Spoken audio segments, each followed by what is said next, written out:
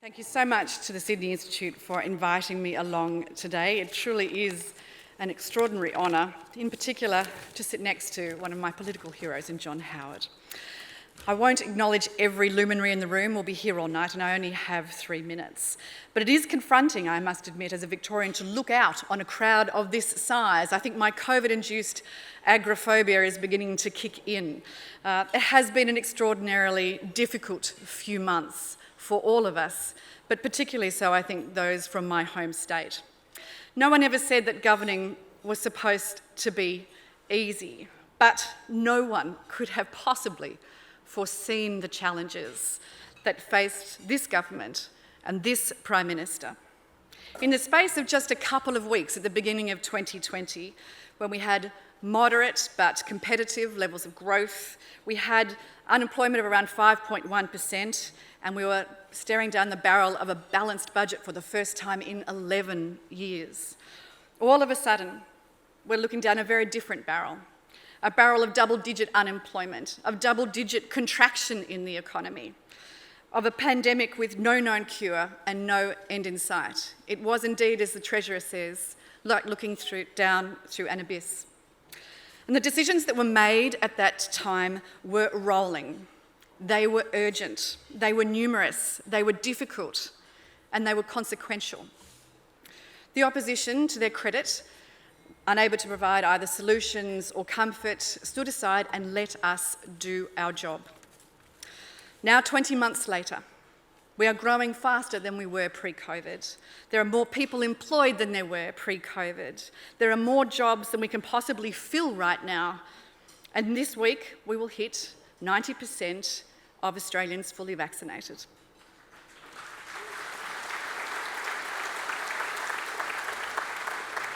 Now, the job is not yet done, we know that, but we are well underway, and like my colleagues, I could not be prouder to have served under and alongside this Prime Minister, this Cabinet, this government, in these incredibly challenging moments in our history. And I'm energised by our road back, because what this Prime Minister has shown is that it's not simply enough to just steer your way through a crisis. 2 hands on the wheel is only the beginning. You also have to have 2 eyes on the horizon ahead.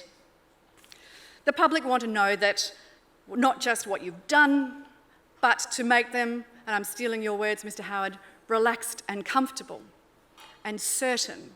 What is it that you can do for them in the future? And that's the kind of leadership that negotiates critical supply chains of today while building our manufacturing capability tomorrow. It's the kind of leadership that will complete a free trade agreement today, that will open new markets and new opportunities for tomorrow, that meets and beats our internationally agreed emissions targets while forging a path to net zero tomorrow. And most importantly, it's the kind of leadership that cements our strategic alliances today to ensure the security of the future generations of tomorrow. Scott Morrison does this. He has 2 steady hands on the wheel and he has 2 eyes on the horizon. And he demands no less from his colleagues too, whether it be in defence, whether it be in social services, on the Treasury benches, in energy, in industry, in education, in skills and small business. And in my own portfolio, the Prime Minister too has demanded that I also lift my eyes to beyond the demands of the day-to-day and the immediate, to make sure that superannuation is more efficient, more transparent, more accountable, so that it works harder for Australians that work so hard to save it. That we build a roadmap across government that ensures that Australia becomes a leading digital economy and society by 2030. That we identify not just the slogans, but the actual levers that will ensure that Australian women have the choices and chances to fully participate in our economy and our society. Steady hands on the wheels, but eyes on the horizon. You don't have to travel far with the Prime Minister to see that Australians get this. They get it. Like Mr. Howard before him, Scott Morrison has the ability to reach out across Middle Australia and to make the Liberal Party the party of reason and rationality, the party of common sense and common people, to whom the Liberal Party feels familiar, an extension of their own instincts and not an imposition of an ideology. And they like that Scott Morrison is an unpretentious man, respectful of the office certainly, but unfazed by its trappings, and answerable not to big business, not to unions, not to other nations or corporations who may wish to dictate how Australians live, and certainly not answerable to the rich and bored who played Pied Piper to the disaffected, nor to single-issue trustafarians, the new Bunyip aristocracy, who wouldn't recognise Menzies' forgotten people, Howard's battlers, or Morrison's quiet Australians if they sat up in their quinoa salad. Scott Morrison is answerable to no one but the Australian people, and the Australian people know it. Steady hands on the wheel, 2 eyes on the horizon, his feet on the ground, and on the side of all Australians. Ladies and gentlemen, it's a pleasure to introduce to you the Prime Minister, Scott Morrison. Well, thank you very much, Jane. I might put this, I don't think I'll be using this unless it gets entertaining or musical. It's wonderful to be here with you all this evening, and to Jane, welcome to the Emerald City, our Emerald City. How good is it to see so many of us here tonight in this one room? It's a sight that we haven't been able to see for quite a while. It's terrific looking out. You all look splendid, fantastic. Can I begin by acknowledging the Gadigal people, of course? Can I acknowledge their elders past, present and emerging? Can I also acknowledge any members of the Defence Force who are with us here this evening or who have served in our Defence Force? I was with the... Yes, please. I was with the President of Korea today, and we talked about the road from Kapyong to Canberra in the relationship with Korea. And those more than 17,000 Australians, I should say, who served in Korea. And this has been a nation of service that has called on the men and women of our Defence Forces on so many occasions, and on each and every occasion they have not been found wanting. But it was special today to hear them acknowledged in the kind and thankful way by the Korean President. Can I acknowledge, of course, Gerard and Ann Henderson? It's wonderful to be with you. We've had this date set for a couple of years. There's been one or two things that have got in the way that has prevented us from coming together. And so I'm so pleased I can be here with both of you, and thank you for the great work you do over such a long time with the Sydney Institute, and to Jacqueline Willocks, of course, and all the board of the Sydney Institute. I've got many colleagues here tonight. I hope they've listed them all. Bridget McKenzie, Paul Fletcher, Michael Suker, David Gillespie, Tim Wilson is here. Stuart Ayres, the Deputy Leader of the Liberal Party and Minister here in New South Wales, and there are many other state and federal parliamentary colleagues, and I heard Erica Betts was here as well. It's great to have you up from Tassie. The good news in a couple of days, Eric, you'll be able to go home, and that will be terrific. I mean, he can get back across the border. We'd love Eric to stay with us. And of course, to Mr. and Mrs. Howard, to John and Jeanette Howard, you are, for so many Liberals and so many who have served in the Parliament and have had the great privilege to serve in the role I have, the standard. And I mean that for both Jenny and I. We look so much to your example each and every day. And you blaze that trail for us. And it's so pleased to see how, even after these many years since 2007, a room like this, the first person they'll want to shake hands with tonight is John Howard and Jeanette Howard. And it's wonderful to be in your presence. It has been quite a few years, hasn't it, these last 3 years? Floods, fires, drought, pandemic, mouse plague. I turned to Josh Frydenberg one day in Cabinet and I said, I think it's time we let your people go, Josh. Hopefully that's not too soon. It's that sort of night. But we're on the road back. We're on the road to recovery. We're on the right track. But we know the future remains challenging. We live in an age of disruption, technological, economic, political, biological. And as we turn the corner into 2022, it's timely to reflect on what matters most as we seek to secure Australia's future in an uncertain world. The pandemic has touched every aspect of our lives: how we live, how we work, how we connect with one another. Each outbreak and mutation from Alpha to Omicron has tested nations, communities, families, and each and every one of us. It's been a disorientating time.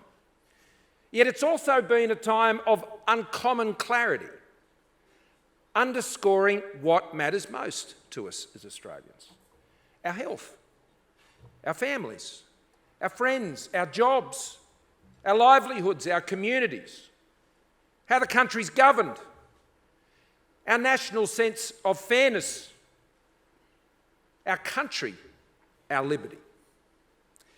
In a truly global pandemic, Australia's response has been a positive standout. We have saved lives. When you weigh it against the OECD average performance, we've prevented the deaths in this country of around 40,000 Australians. Just reflect on that. We have one of the lowest death rates in the world from COVID. We protected our health system with more than $33 billion from the federal government in additional investment, bolstering services for those in greatest need through telehealth, record mental health support, and so much more. As Jane has just said, almost 90% of Australians aged over 16 are today double-dosed and will be by the end of the week, which is one of the highest vaccination rates in the world. And just last week, Australia was ranked second out of 195 countries in the 2021 Global Health Security Index, which is a measure of countries' preparedness for pandemics developed by the Johns Hopkins Centre and the Health Security in the United States. We have saved livelihoods. Our economy has been one of the strongest performing advanced economies in the world through the pandemic, and I particularly want to pay tribute to Josh Frydenberg and his role as Treasurer, working so closely with me on those issues, as indeed Greg Hunt has on the health matters in the pandemic. Jobs and businesses were saved by the single largest economic rescue package in our history. Our economy is now springing back, with more than 350,000 jobs created in a 5-week period after the lockdowns were lifted. And through the crisis, we have maintained that AAA credit rating, one of only 9 countries in the world to do so. And we've stepped up to support our neighbours and our family in the Pacific, delivering vaccine doses and the wherewithal to get those vaccine doses to their people in 14 Pacific and Southeast Asian nations, including up there in Timor-Leste as well, while keeping our economic supports for those countries firmly in place. This evening I want to talk to you about 3 takeouts, my own takeouts, from this testing time in our nation's history, and explore how we intend to apply those lessons and that experience garnered to secure Australia's future as a government. Firstly, the best bet you can always make, especially in a crisis, is to bet on the Australian people, each and every time. Australians possess a quiet confidence. It's not boastful, it's a confidence and desire to do better, to aspire, to live in peace and safety, to be able to care for others.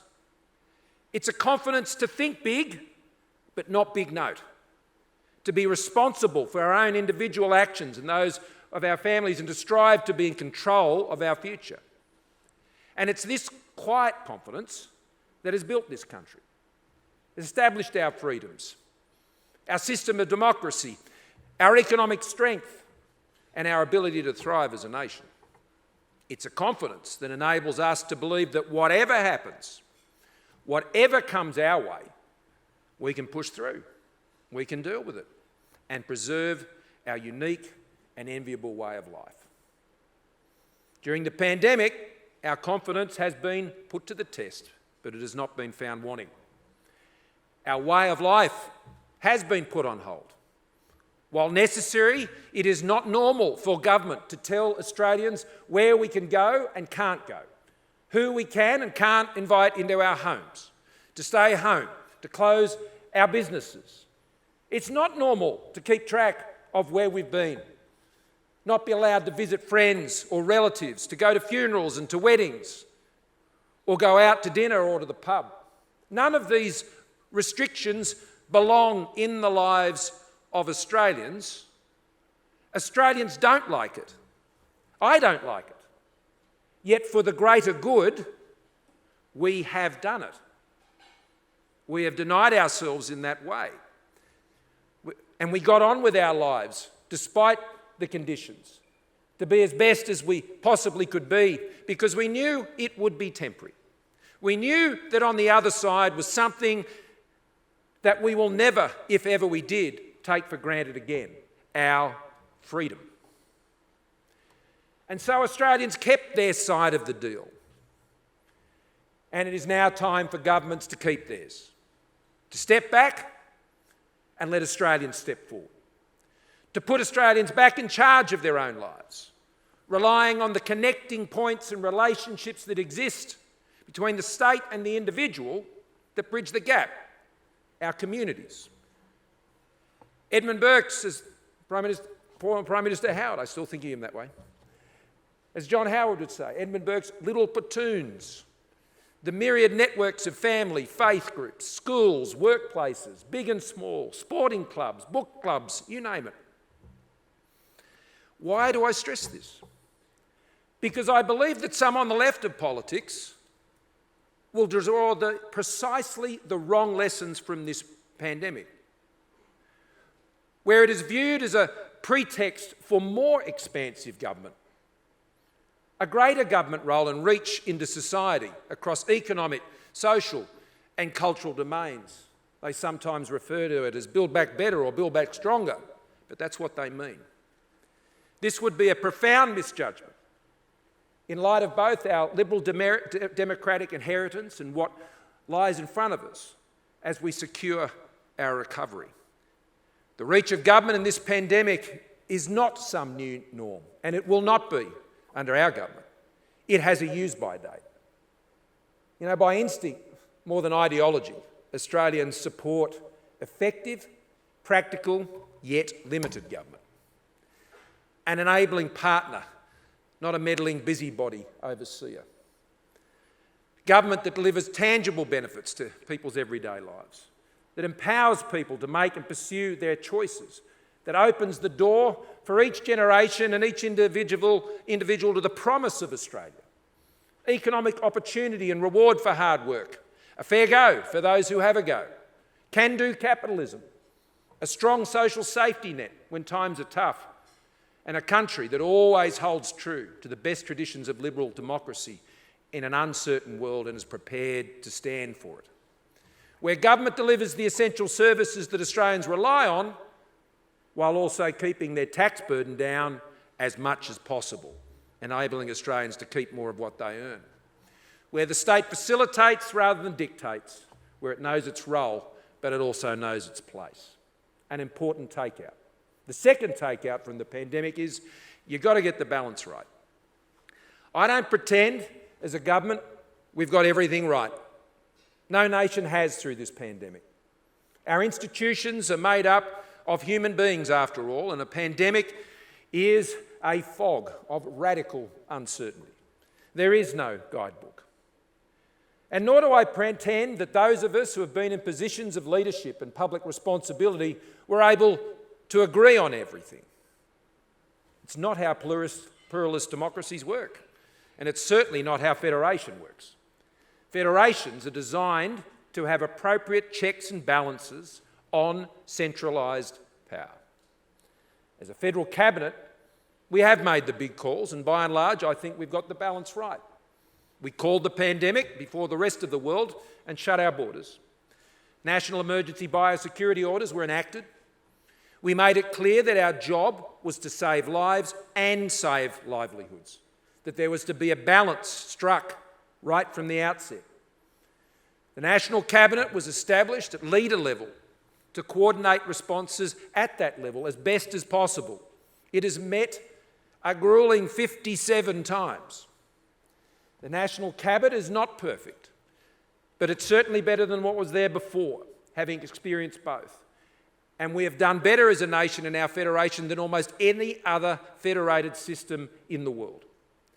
The National Coordination Mechanism was mobilised to deal with supply chain challenges. The COVID Commission was established importantly to engage the private sector in the national response. JobKeeper supported around 4 million individuals and 1 million businesses, saving an estimated 700,000 jobs. And that was backed up by cash flow boosts for business, the COVID Job Seeker Supplement and pandemic disaster payments more recently in the third wave. We kept Australians learning when they couldn't be earning, with wage subsidies for apprentices, the $1 billion JobTainer program and additional 30,000 university places this year. And we got that vaccination job done with now one of the highest vaccination rates in the world. Now, it wasn't easy, and we had our challenges, and I can assure you we had our critics. But in a crisis, what matters is not that you have setbacks, and we had them, but it is that you can overcome them and you can fix them, and that is what we did. Clawing back the ground we lost early on due to the non-delivery of vaccines from overseas and restrictions placed on the AstraZeneca vaccine. We overcame it. Our national plan for reopening was developed based on world-leading scientific advice from the Doherty Institute. We were one of the few countries in the world to set scientific vaccine thresholds to guide public health settings. And we followed a disciplined cabinet process. We met constantly with clear decision-making principles to guide these big calls that had to be made and the serious investment of public funds. And we brought together the best economic and scientific advice and data, and then we made decisions. Not officials. We, as a government, as the elected leaders of the country, we made the decisions for our government. We were decisive, but we were also consultative. We kept our heads, and we were patient when necessary, while we waited often for sometimes a clearer picture to emerge. But at all times we were pragmatic. We wanted to defeat the virus, not debate it. As John Howard advised Josh and I, there is no place for ideology in a crisis of this nature. So when the pandemic hit, we had already as a government established our working rhythms. It was not our first rodeo. Most of us had sat around the National Security Committee and Expenditure Review Committee for some years, and I can tell you that when you face these things, that matters. It matters a great deal. And this enabled us to move quickly and with confidence. And so over these past 20 months, and indeed far longer than that, the operational tempo that we set as a government, the way we've done things, has made us even more experienced, even more prepared, even more resilient, which equips us as a government for the next set of challenges that our nation faces. And there will be many, many more in the years ahead. And you don't want to leave that to those who'd be learning on the job. Thirdly, we must always make our own Australian way. This is a very important lesson. Australia has its own unique geography, governance, capabilities, challenges, relationships. We are a liberal democracy in the southern hemisphere, located in the Indo-Pacific, surrounded predominantly by developing economy nations. And despite shared values, we see the world from a different vantage point to many like-minded northern hemisphere democracies, such as the UK and the United States. We have developed our own balance between market and state-based systems for the delivery of services, and health is a very good example of that. And we must always deliver a solution then that works for Australia, rather than just do a cut-and-paste job on responses from other nations operating in very different economic, strategic, and even climatic settings, as we've seen in a pandemic. COVID has shown that Australia works best when also public and private realms work in tandem, in active partnership to solve problems and meet national challenges. And I've seen this reality every day through this pandemic. From leadership by corporate CEOs, many here tonight, right through to the little platoons in the regional towns, the CWAs, the chambers of commerce, the church communities that have kept our society humming and whole. Just witness the outpouring of neighbourliness across our country. Australians devoting time to deliver meals, to check on the elderly, or just listen to someone, coping with the stresses of loneliness and isolation. I think what's been achieved by our mix of public and private healthcare providers has also been extraordinary, flexing and responding in a way that consistently got the job done on the COVID front line, and I thank all of those workers right across our health settings who have done such an amazing job. Our large public and private hospitals and pathology teams sharing the load, right through to local GPs and community pharmacies all doing their part. Yes, please give them a round of applause.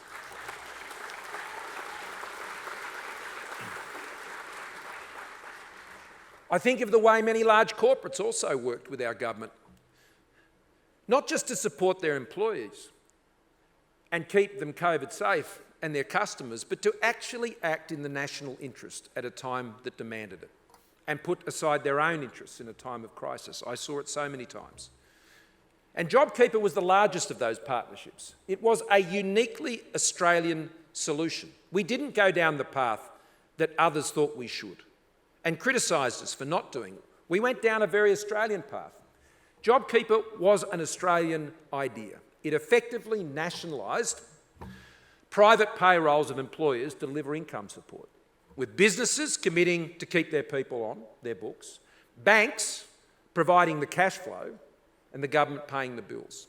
It was a unique solution for Australia that ensured that those queues that you saw outside Centrelink ended and people got the income support that they needed to face the next day.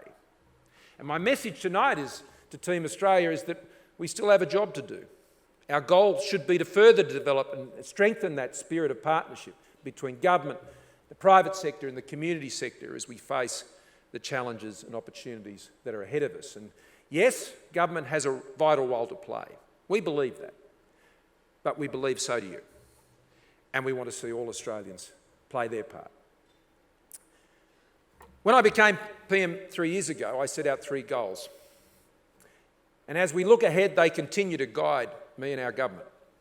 Keeping our economy strong by securing this recovery so we can guarantee the essentials Australians rely on. Keeping Australians safe in an even more uncertain world, both at home and abroad. And taking our country confidently forward together, keeping Australians together. Indulge me as I just try and move through these fairly promptly. On the economy, the Reserve Bank forecasts growth at 5.5% next year. Job ads now at their highest level in 13 years, and unemployment is expected to fall to 4% by the middle of 2023. Business confidence is strong and capital expenditure intentions show a positive outlook for business investment. Households and businesses have accumulated a staggering $370 billion on their balance sheets that was not there at the start of the pandemic. So our economy is primed for growth. But securing that recovery in 2022 can't be taken for granted. So we must continue to get the fundamentals right. We must continue our focus on these things: lower taxes, building the infrastructure that is necessary, less regulation and sound public financial management. Having avoided the labour market scarring feared last year and the year before during the pandemic, we must continue to secure the workers we need for a jobs boom. And the good news is this: we currently have 217,000 apprentices in trade training across the country right now. That is the highest level since records began in 1963. That's a lot. So the investments we've put into training, we have seen skills as the key economic challenge that we face going forward. And we've backed that in this budget alone. Most recently was $6.4 billion committed to skills and training. In addition to that, a couple of weeks ago at the speech to the Business Council, I identified 4 economic beachheads that we need to take in Australia to move forward confidently and recover and reopen to the world. Enhancing links between business and universities so we turn Australia's great research into successful products and companies. This remains a big challenge, and our Trailblazer Universities initiative is designed to address that. Embracing the data and digital economy so we can become a top 10 digital economy by 2030, and Jane is leading that charge. By taking our place in the new energy economy through our technology-focused emissions reduction plan and technology partnerships, another signed today with Korea. And securing the transformation of our manufacturing sector through our government's modern manufacturing strategy. You know there's 1 million Australians working in manufacturing today? We've restored that. Under Labor, 1 in 8 manufacturing jobs went. These are the beachheads Australia must continue to claim and win in coming years to support a business-led economic recovery.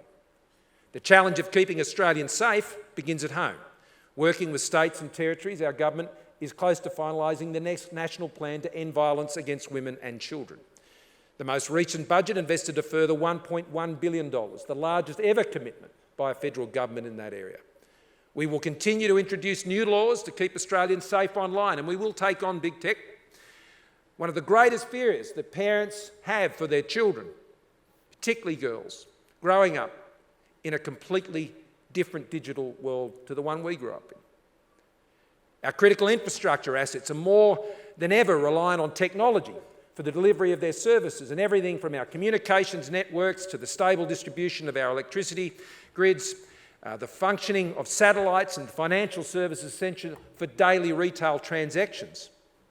That's the world we live in, but you know, over a third of all incidents reported to the Australian Cyber Security Centre over the last 12 months have been for critical infrastructure assets. They're targeted, and the potential for massive disruption is very real. And I want to pay a special tribute to the leadership and public service of Penn, who is here tonight, who has contributed enormously to the development and implementation of the government's $1.7 billion cyber security strategy as chair of the Industry Advisory Panel. And I thank everyone for their role in that. When Parliament returns next February, the government will pass further legislation to lift the security and protection of Australia's critical infrastructure. We need the support of industry to get this done. And internationally, within our region and further afield, we've been pursuing Australia's interests, standing up to coercion and supporting a world that favours freedom and the rule of law. This involves working even more closely with partners and allies and like-minded nations, just like I was today with the President of Korea. In 2021 alone, we have sealed the elevation of the Quad, together with India, Japan and the United States, providing an active and positive force for stability and cooperation in the Indo-Pacific, driven by leaders including development of critical mineral supply chains, critical technologies and the coordination of vaccine supply.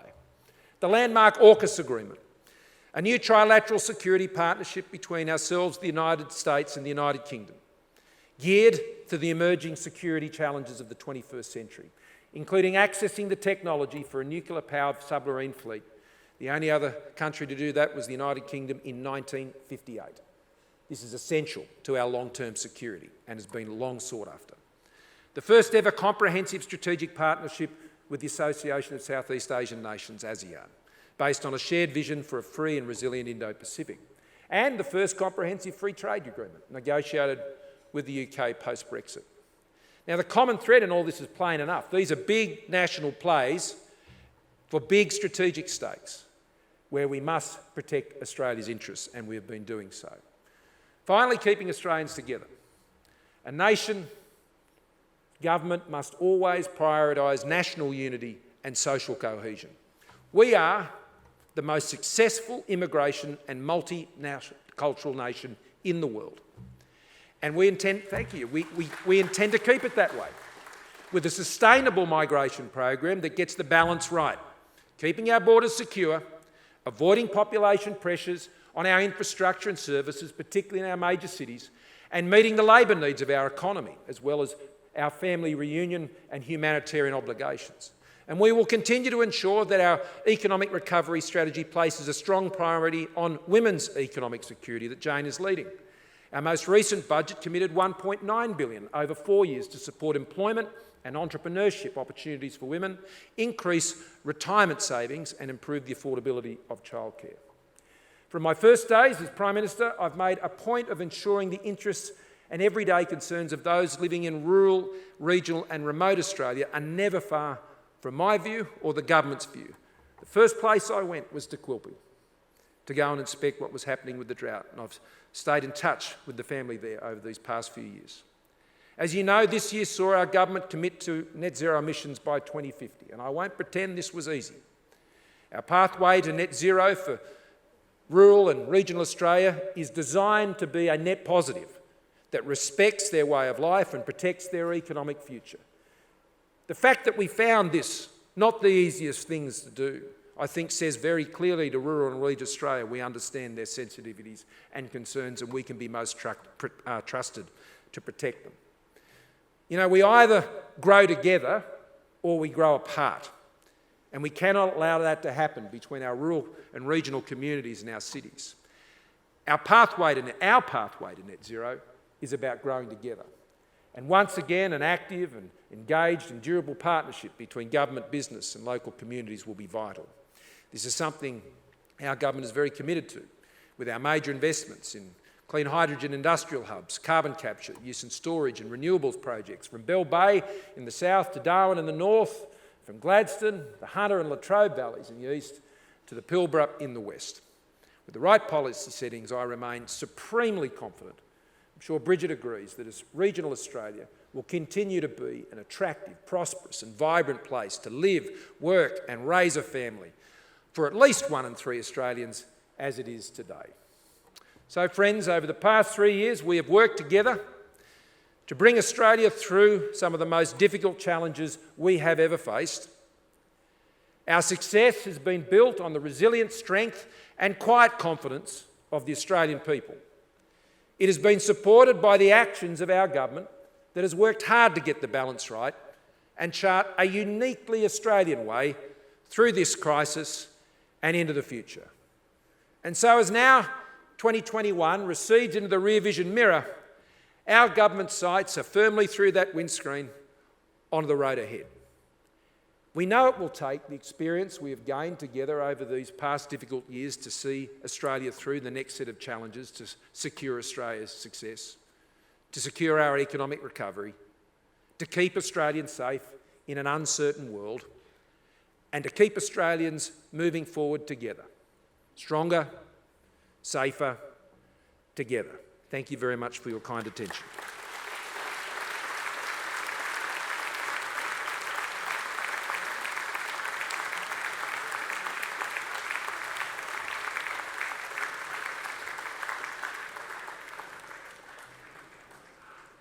Thank you, Prime Minister. It's now my very great pleasure to invite Andy Penn, CEO of Telstra, a great friend of the Sydney Institute, as is Minister Hume and the Prime Minister. And I'd ask Andy to come up and give the vote of thanks to our Prime Minister.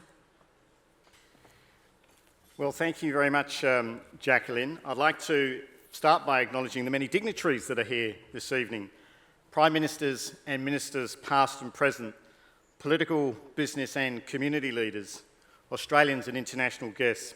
It's my great pleasure to offer the vote of thanks to the Prime Minister of Australia for his important remarks this evening. Before I do so, though, a quick moment to thank Gerald Henderson and Jacqueline Wilcox and the team at Sydney Institute for organising the event this evening, an important event and a great opportunity to come together.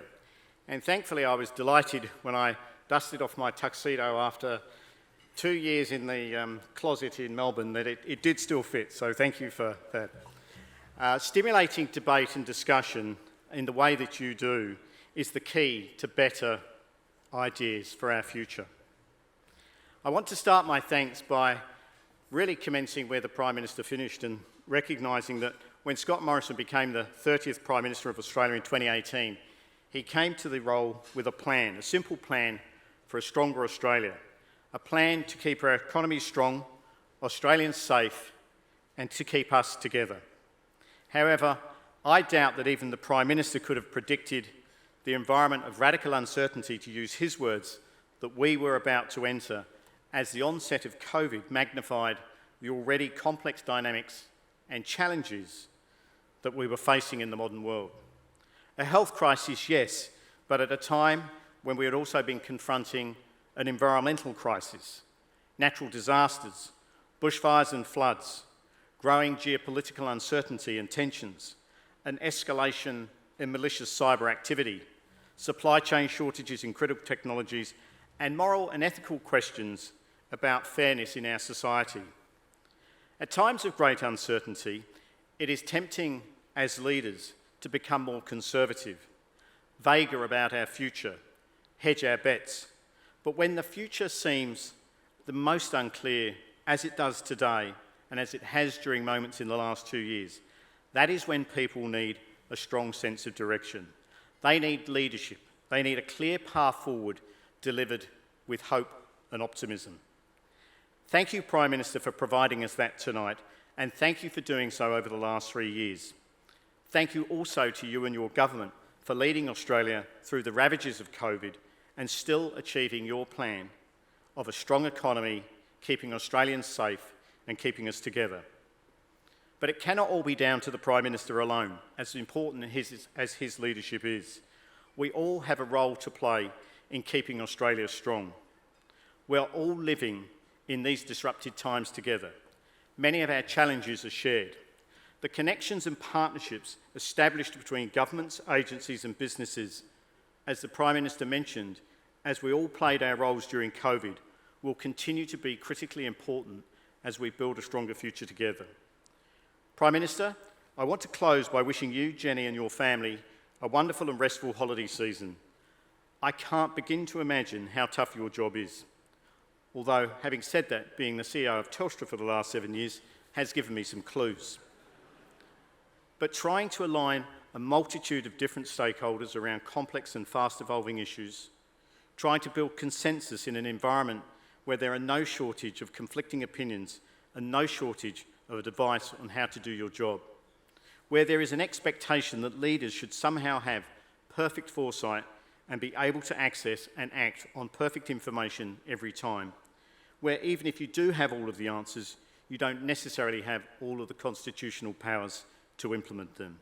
You deserve our thanks and you deserve some respite. And Prime Minister, again, we are very grateful for your remarks this evening. On behalf of Telstra and all of us here this evening, thank you for making this such a special occasion. Can you please join me in thanking the Prime Minister of Australia, Scott Morrison.